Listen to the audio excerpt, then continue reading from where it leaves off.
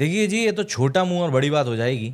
शामी भाई साहब की अभी इस समय भारत को जो ज़रूरत है ना, उस ज़रूरत को मुझे बयां करने की ज़रूरत नहीं है। अगर आप जो कि इस समय मुझे सुन रहे हैं वाकई में क्रिकेट फैन हैं तो बॉर्डर गावस्कर ट्रॉफी में यूं तो इंडिया की बॉलिंग यूनिट की काफ़ी बातें चल रही हैं कि भाई बुमराह है, सिराज है, हर्षित राणा है, आकाशदीप हैं, बहुत बातें चल रही हैं। लेकिन देखिए, कहीं ना कहीं डीप डाउन आप भी जानते हैं कि ये सीरीज बुमराह वर्सेस ऑस्ट्रेलिया ज़्यादा हो चुकी है। हाँ, सिराज बहुत बढ़िया सपोर्ट कर रहा है, लेकिन उसके बावजूद भी जब ऑस्ट्रेलिया के बैट्समैन बुमराह को खेलते हैं और बाकी भारत के बॉलर्स को खेलते हैं, एक क्लियरली उनके माइंडसेट, उनके एटीट्यूड में जो चेंज दिखता है उसको मतलब पहचान पाना मुश्किल नहीं होता। इंडिया के बॉलर्स के सामने अगर ऑस्ट्रेलिया के बैट्समैन बेबस दिखे थे लास्ट टाइम, तो उसके पीछे एक बड़ा कारण यह था कि सिर्फ एक बॉलर नहीं बल्कि लगभग लगभग हमारे सारे ही बॉलर्स काफ़ी ज़्यादा डोमिनेंट थे। और जब इंडिया के बॉलर्स डोमिनेंट होते हैं, बल्कि ये आप इस तरह समझिए, अगर दो बॉलर भी हमारे डोमिनेंट हैं तो ऑस्ट्रेलिया के बैट्समैन के लिए इंडिया को फेस करना बहुत ज़्यादा मुश्किल हो जाता है। वही चीज़ इस समय हो नहीं पा रही है। सिराज बहुत बढ़िया बॉलिंग कर रहे हैं, मैं दोबारा कहूंगा, लेकिन उसके बावजूद भी कहीं ना कहीं वो जो हम बोलते हैं ना, एक लीथल बॉलर होना चाहिए, वो जो स्पार्क है ना, वो कहीं ना कहीं सिराज से मिसिंग है। और अगर वहां पर हमको पजल का कोई टुकड़ा फिट करना है तो भाई वो सिर्फ और सिर्फ मोहम्मद शामी हो सकते हैं और कोई भी नहीं। आज सुबह जब ये खबर मैंने पढ़ी, सॉरी कल जब मैंने ये खबर पढ़ी, और उसमें मैंने देखा कि भाई शामी जो है वो आखिरी के 2 टेस्ट मैच के लिए इंडिया से जुड़ सकते हैं, जो कि मेलबर्न और सिडनी में होने वाला है। तो वाकई में मुझे काफ़ी अच्छा लगा कि चलो ठीक है, कम से कम बुमराह के ऊपर से थोड़ा लोड तो कम होगा। भले ही अभी इमीडिएटली अगले मैच में शमी अवेलेबल नहीं होंगे, बट इसके बावजूद भी देखिए क्या होता है ना, माइंड गेम्स बहुत बड़ी चीज़ होता है।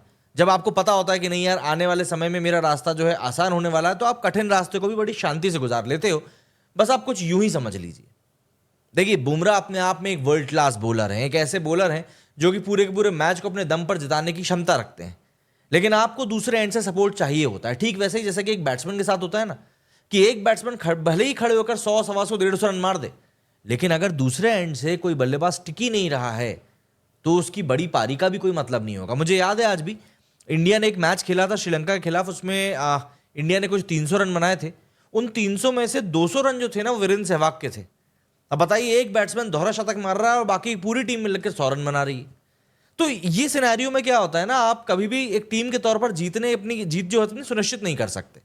और इस समय इंडियन बॉलिंग लाइनअप वाकई में इतना ज्यादा वीक है कि हमको शामी की जरूरत है। शमी रणजी में खेल चुके हैं, सैयद मुश्ताक अली ट्रॉफी में वो खेल रहे हैं। इसके अलावा नेशनल क्रिकेट एकेडमी जो है, वहां से उनको फिटनेस का सर्टिफिकेट अभी और मिलना है कि भाई शमी जो है ऑस्ट्रेलिया जाने के लिए फिट है।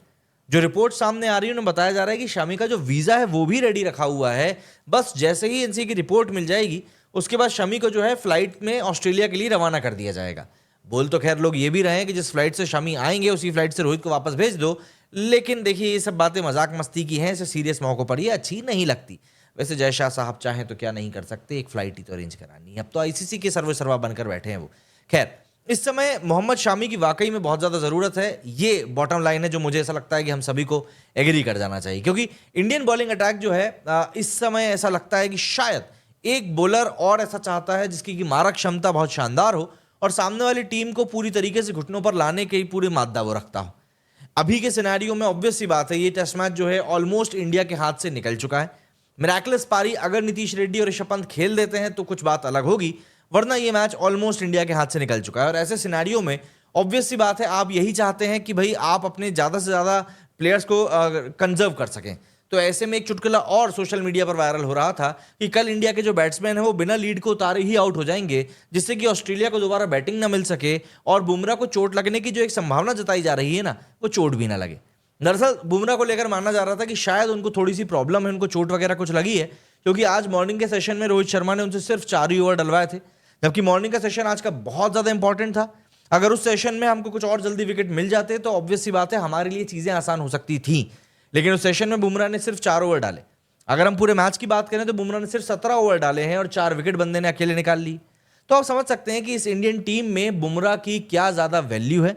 और ऐसे में अगर एक और बॉलर हमारे पास ऐसा आ जाता है जो कि अपने आप में लीथल हो, तो ऑब्वियस सी बात है सामने वाली टीम की हड्डियां कांपेंगी ही कांपेंगी।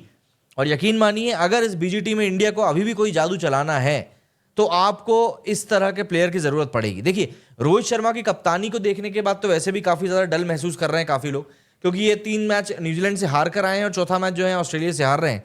लेकिन बीच में हम लोगों ने एक स्पार्क देखा, वो स्पार्क हमने बुमराह का ही देखा था कि कैसी कप्तानी उन्होंने करी थी, जो डोमिनेंस उन्होंने दिखाया था। लेकिन बात वही आ जाती है कि यार आपको इन दी एंड ये समझना पड़ेगा कि एज अ पेस बॉलर आप कितना टीम के लिए दे सकते हो, क्योंकि एज अ पेस बॉलर आप इंजरी के लिए भी ज्यादा प्रोन रहते हो, तो आपको अपनी बॉडी को बचाना भी होता है। आप मुझे बताइए कि शामी भाई की वापसी पर आपको क्या लगता है, क्या इंडिया कुछ बड़ा बदलाव कर पाएगा मैच के रिजल्ट के मायनों में? कमेंट करके जरूर बताइएगा। मेरे इस वीडियो में फिलहाल इतना ही। जय हिंद, जय भारत।